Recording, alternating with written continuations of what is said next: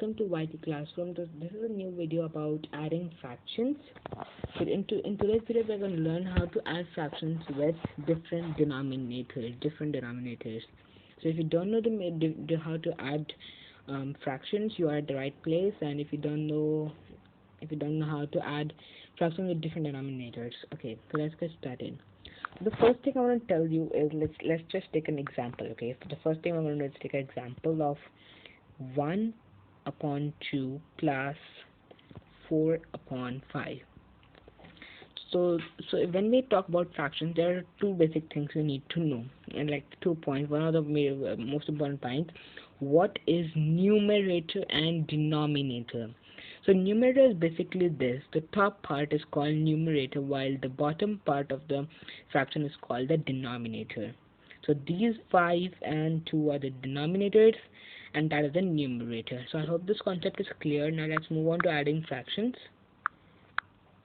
Okay guys, so now here it says that you have to add these both fractions. So you basically can't just add 5 plus 2 and 4 plus 1. So there's a proper method to do them. To do them, you have to get these both numbers same. The denominator should be same. Okay, so let me move on to the next page. Okay, so let's say write the two fractions. I'm gonna move back for a minute.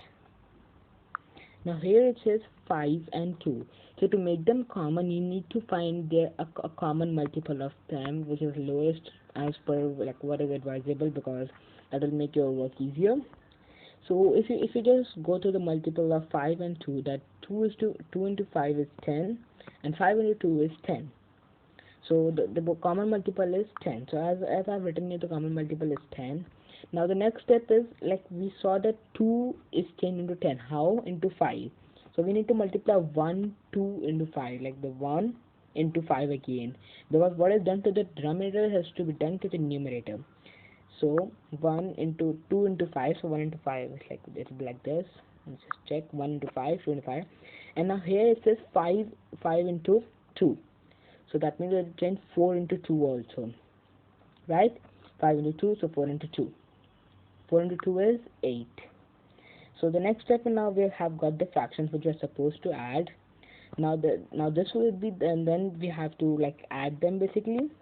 So adding 5 plus 8 gives us 13. But we don't need to add the denominators. Remember guys, now you have the same denominators, so you can just put 10. You don't need to make 10 plus 10 that equals to 20. You don't need to. If you do that, your answer is completely wrong. So this is a completed answer. Now we can see that 13 is a prime number, so the answer can be simplified. I will I'll show you another example. Let's take a harder example this time. Let's take 12 by 20 plus let's say 5 by 10. It's not too hard because 5 to 10, 20 are multiples 5. So remember, now we need to make these both similar. Okay guys, remember this is another case. Now you see 10 multiplied into 2 is 20. So you don't need to change 12 upon 20. In this case, you only need to change 5 upon 10. Let me take a new page. Okay, so we got 12 by 10 there. So we just write 12 by 10 here. Plus, now there it was 5 by 10. So 5 by 10, to change 5 by 10, you need 10 into 2. So 10 into 2 will be 20, right?